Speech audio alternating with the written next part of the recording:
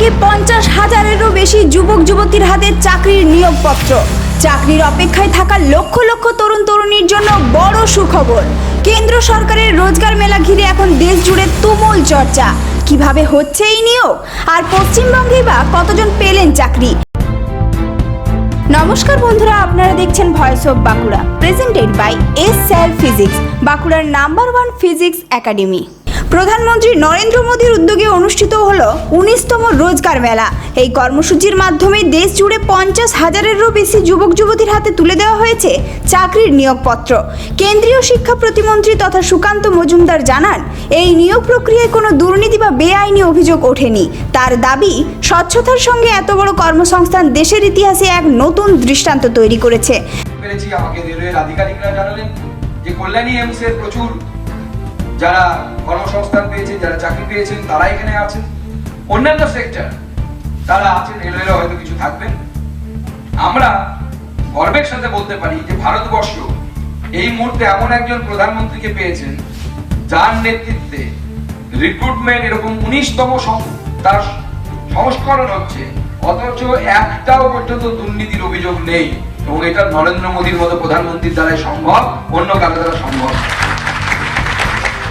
এবং এখানে আমি অন্ততপক্ষে বুক ঠুকে বলতে পারি, কারণ আমি মাননীয় মুখ্যমন্ত্রীর সাথে কাঁধে কাঁধ মিলিয়ে অনেকটা সময় রাজনৈতিক লড়াইয়ের অভিজ্ঞতা আমার আছে।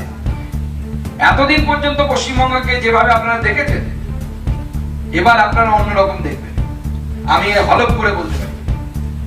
এবং ঠিক যেভাবে মাননীয় প্রধানমন্ত্রী নরেন্দ্র মোদীর নেতৃত্বে যে রিক্রুটমেন্ট বা যে চাকরি দেওয়ার ব্যবস্থা হয়েছে, যাতে দুর্নীতির বিন্দু মাত্র ছিটে ফোটা পর্যন্ত নেই, বিন্দু মাত্র দাগ পর্যন্ত নেই, সেই রকমই আমাদের মাননীয় মুখ্যমন্ত্রী শুভেন্দুদার নেতৃত্বে, শুভেন্দু অধিকারীর নেতৃত্বে আগামী দিনে পশ্চিমবঙ্গেও এইভাবে স্বচ্ছ নিয়োগ প্রক্রিয়া হবে। আমি এটা 100% ফলো করে বলছি। তিনি আরও জানান, গোটা দেশের পাশাপাশি পশ্চিমবঙ্গেও প্রায় 1000 কর্মসংস্থান হয়েছে। বিশেষ করে এইমস কল্যাণীতেও উল্লেখযোগ্য সংখ্যক নিয়োগ হয়েছে বলেও জানান তিনি। অনুষ্ঠানে উপস্থিত মুখ্যমন্ত্রী শুভেন্দু অধিকারীকে পশ্চিমবঙ্গের নতুন রূপকার বলেও উল্লেখ করেন সুকান্ত মজুমদার।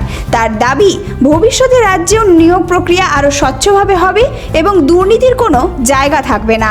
কেন্দ্রীয় প্রতিমন্ত্রীর কথায়, কেন্দ্র ও রাজ্য সরকার একসঙ্গে কাজ করলে আগামী দিনে আরও বড় আকারে কর্মসংস্থানের সুযোগ তৈরি হবে।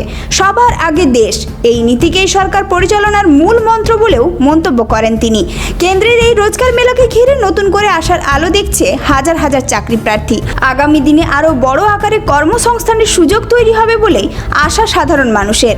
এখন দেখার, এই উদ্যোগ ভবিষ্যতে দেশের কর্মসংস্থানের ছবিকে কতটা বদলে দিতে পারে।